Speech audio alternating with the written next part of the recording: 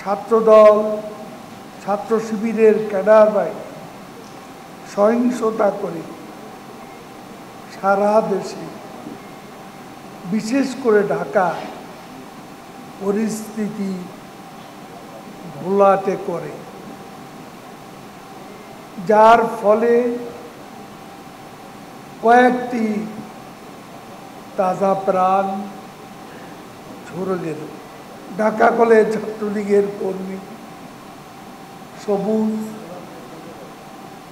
চট্টগ্রামে স্বেচ্ছাসেবক লীগের সন্তোষ দীপন, এদেরকে হত্যা করা হয়েছে। শিবিরের সশস্ত্র ক্যাডাররা চট্টগ্রামের মুরাদপুরে একটা 6 তলা ভবনের ছাদ থেকে চট্টগ্রাম ছাত্রলীগের অনেক নেতাকর্মীকে ধাক্কা দিয়ে মধ্যযুগীয় বর্গ নিচে ফেলে দিয়েছে।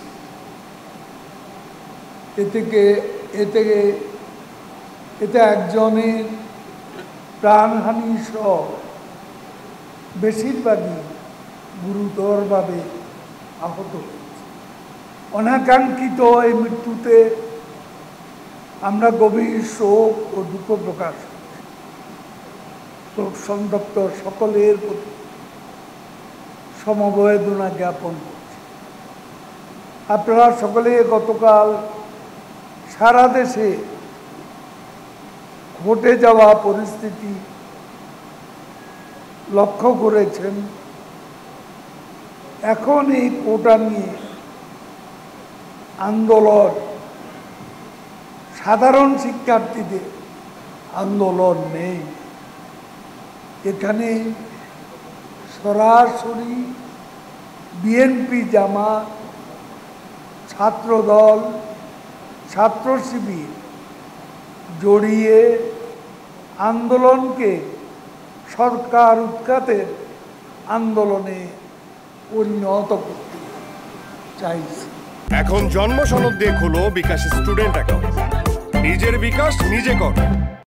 যে কোনো যৌক্তিক দাবির প্রতি শেখ হাসিনার সরকার সহনশীল। কোনো সংঘাত আমরা চাই না। তরুণ প্রজন্ম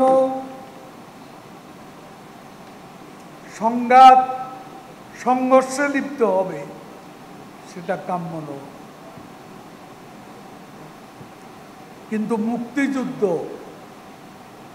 স্বাধীনতার চেতনাকে আঘাত করলে, নাশকতা করলে, রাষ্ট্রীয় সম্পদ ধ্বংস করলে, রাস্তা বন্ধ করে জনগণের ভোগান্তি সৃষ্টি করে, জনগণের জানমালের নিরাপত্তা বিঘ্ন হলে সরকারকে সেখানে কঠোর হতেই হয়।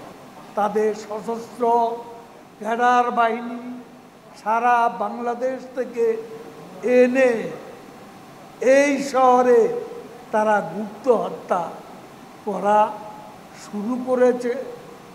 আরও অনেক বাজে পরিস্থিতি, ভয়াবহ পরিস্থিতি সৃষ্টির আহ্বান জানাচ্ছে, উস্কানি দিচ্ছে।